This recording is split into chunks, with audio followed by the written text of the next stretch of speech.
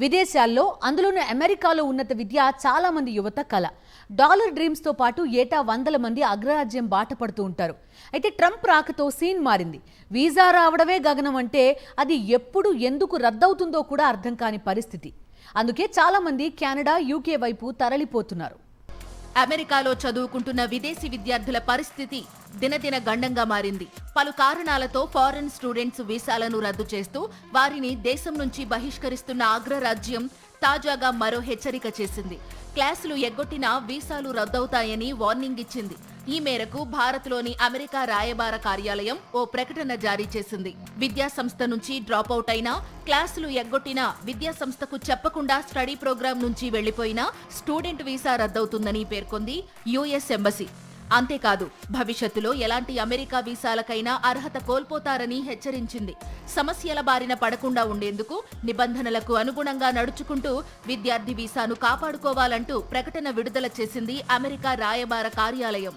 రెండోసారి అమెరికా అధ్యక్ష బాధ్యతలు చేపట్టినప్పటి నుంచి అక్రమ వలసలపై ఉక్కుపాదం మోపుతున్నారు డొనాల్డ్ ట్రంప్.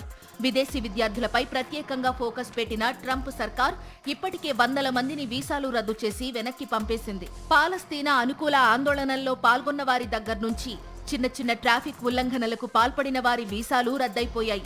వీరిలో భారతీయులు కూడా ఉన్నారు. ఇక ఆప్టికల్ ప్రాక్టికల్ ట్రైనింగ్ ఓపీటీ వీసాలపై ఉన్న విదేశీ విద్యార్థులకు ఇటీవల US immigration and customs enforcement హెచ్చరికలు జారీ చేసింది. ఓపీటీ ట్రైనింగ్ ను ప్రారంభించిన 90 రోజుల్లోగా ఉపాధిపై స్టేటస్ తెలియచేయాలని, లేదంటే చట్టబద్ధ హోదాను కోల్పోతారని హెచ్చరించింది. విదేశీ విద్య అంటే మొన్నటి వరకు భారతీయుల తొలి ఎంపిక అగ్రరాజ్యం అమెరికాని. ట్రంప్ విధానాలతో ఇప్పుడు ఈ ఆలోచన మారుతోంది. కెనడా, యూకేలో చదువుకునేందుకు భారతీయ విద్యార్థులు ఆసక్తి చూపిస్తున్నట్లు విదేశాంగ శాఖ గణాంకాలు పేర్కొన్నాయి. గతేడాది అమెరికాలో రికార్డు స్థాయిలో 3,31,602 మంది భారతీయ విద్యార్థులు ఉన్నారు.